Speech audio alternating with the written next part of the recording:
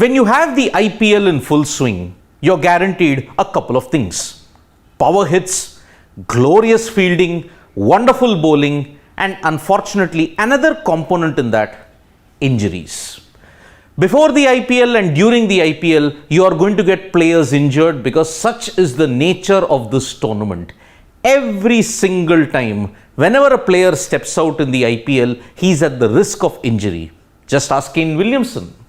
Williamson has been ruled out for the entire of IPL after he dived to save a boundary, but unfortunately landed very badly on his knee, and that is why he has been ruled out. Prior to that, there are several people who got injured. There was Jasprit Bumrah, there was also Rishabh Pant, who unfortunately got injured in an accident. Prasidh Krishna was ruled out. Josh Hazelwood, the list just goes on. So, these are the list of player injuries that have happened in the IPL. Kane Williamson has joined the latest bandwagon now. Josh Hazelwood to not play for the first half. Even before the IPL began, Chennai Super Kings had a jolt with Kyle Jamieson also out. And Prasidh, Pant and Bumrah have all been ruled out due to injuries. Now the question that everybody is going to ask, what happens to the players' payment? How is it that the franchisees are going to pay the players, or if they are going to pay them at all? The question is there in each and every cricket team's fans' mind. What happens to the players' payment when they are injured or if they are ruled out? In this video, I will explain to you what are the scenarios when it comes to players' payment if they are unavailable for the tournament, if they are injured during the tournament or before the tournament. So these are the criteria upon which I will give you a thorough breakdown of what the player's payment will be in case of these kind of instances. So these are the parts upon which I am going to touch down upon. First thing is player injury before the start of the tournament, player who is partly available either because of international commitments or due to personal commitments, player released by the franchisee, injury during the season, and the payment in parts. How does an IPL player get the payment when you have to look at it? So, without wasting any time, let us get to the basic nuances of it. And the first part is player injury before start of IPL. The condition is if a player pulls out of the tournament before, this is the key word here, before he even joins the training camp, franchisee does not have to pay him the amount that he was roped in for the auction. So that means, you will all argue, what happens to Kyle Jamieson? Jamieson was bought for 1 crore in the IPL auction this time. He will not get the payment.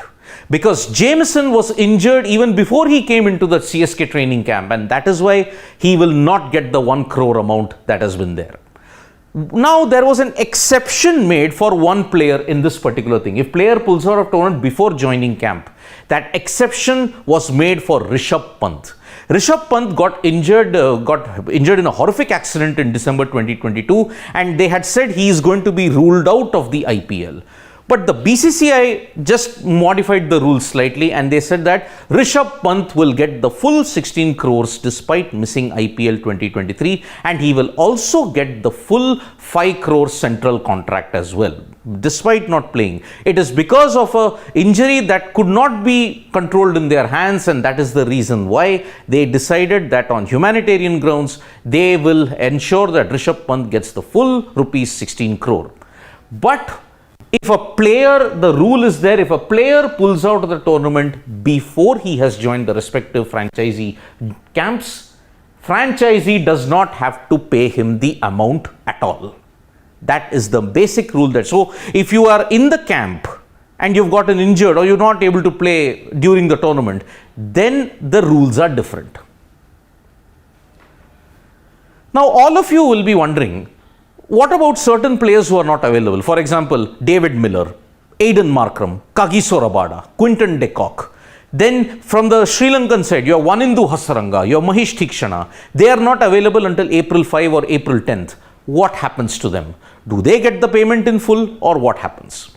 According to the payment rules, if player is available for only a few games due to injury, national duty, or personal commitments, franchisee will make a pro rata basis payment. Meaning, whatever matches, supposing Tikshana has missed 3 games out of the 14, he will be paid for the 11 games. He will not be paid for the 3. Same with David Miller and also, if you may say, Aiden Markram. If they have missed 1 or 2 games out of the 14, they'll be paid for only 13 or the 12 games that's there. So that is the basic rule that you've got. If a player misses a season or a couple of games due to international commitments, due to personal commitments, or due to injury, they will be paid on a pro rata basis. Now you'll ask me, what happens to Josh Hazelwood?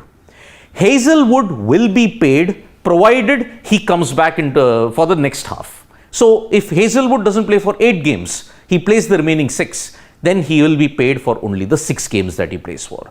So that is how the franchisees have made this payment rule in case players are not able to come for the entire tournament. If they have prior commitments that are already been informed about, then they will make this necessary arrangement. Now about the release by the franchisee. What if 3 years, Trent Bolt has played 2 years in Rajasthan Royals, he does not want to play the 3rd year. So in this case, if player wants to be released before his contract expires, if the player wants to, this is the key word here, if player wants to be released before his contract expires, franchisee will pay him on a pro rata basis. That is the thing.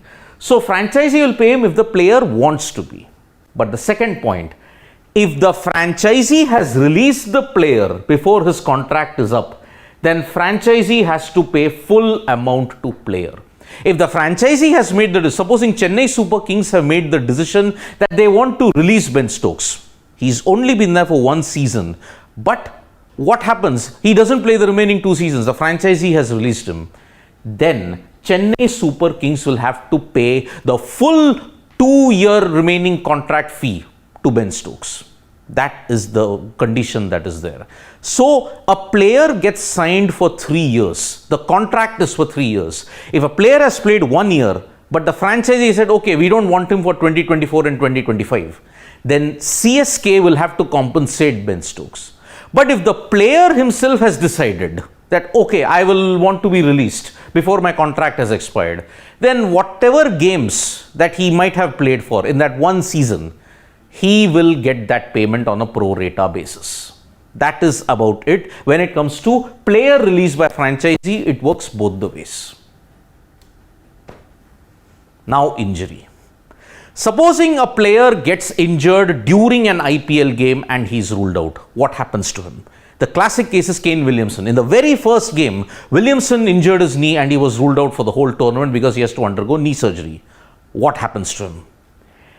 If the player gets injured during the IPL, then the franchisee will cover his medical expenses. If player is ruled out, then he will receive the full payment. So Kane Williamson, whatever he was bought for 2 crores in the auction, he will get the full amount. And the franchisee will ensure that his medical expenses are covered. So if he's going for treatment in New Zealand, the Gujarat Titans franchisee will take care of all his medical expenses. Because the condition is he has to get injured during the tournament. Now, there was a case which happened about 5 years ago regarding Mitchell Starc.